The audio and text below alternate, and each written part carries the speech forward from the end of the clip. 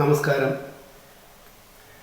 Doctor Ayyappa Panicker സാറിൻ്റെ 91-ാം ജന്മദിനം പ്രമാണിച്ച് അദ്ദേഹത്തിൻ്റെ ഹിമാലയൻ എന്ന കവിതയുടെ ഒരു എളിയ ദൃശ്യാവിഷ്കാരം ചെയ്യാനാണ് ശ്രമിക്കുന്നത്. തന്നേക്കാൾ ഉയർന്നവരെ അംഗീകരിക്കാനും മാനിക്കാനും മടിയുള്ള ചില വ്യക്തികൾ നമ്മുടെ സമൂഹത്തിലുണ്ട്.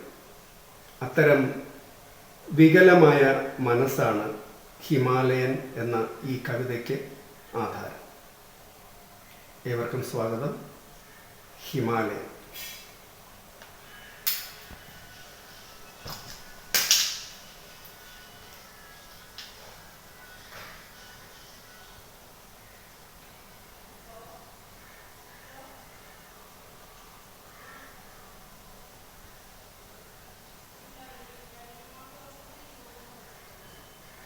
ഹിമാലയൻ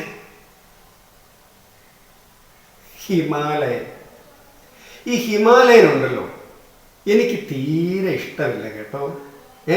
എന്താ കാരണമെന്നോ അത് പറയാം.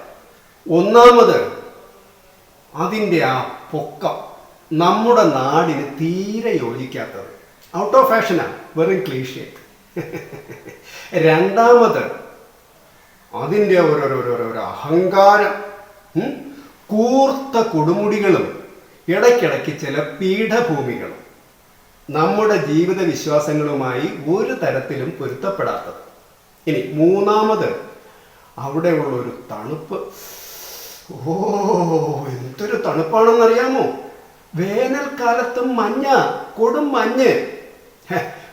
ഉള്ളതാന്നേ, ഉള്ളത് പറയാമോ? എനിക്ക് ഇന്നോണ പറഞ്ഞ് ശീലമില്ല കേട്ടോ.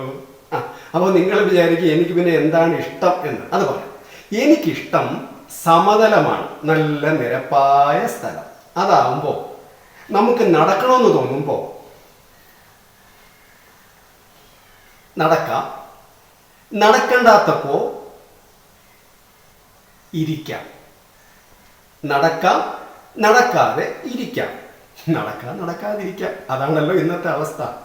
നമ്മൾ വിചാരിക്കും എല്ലാം നടക്കും, ഒരു ചുക്ക് നടക്കില്ല.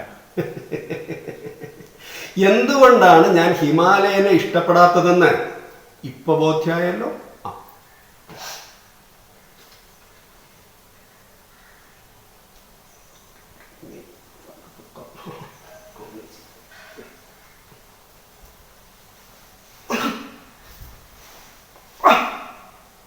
അടിച്ചോടച്ച് കടൽ തീര പരുവത്തിലാക്കി തന്നാൽ ഒരു കൈ നോക്കാം. നിർബന്ധമൊന്നുമില്ല കേട്ടോ, വേണമെങ്കിൽ മതി. ഓഹോ,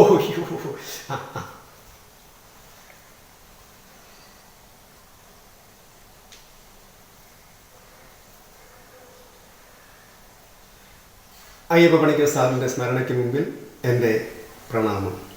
നന്ദി, നമസ്കാരം.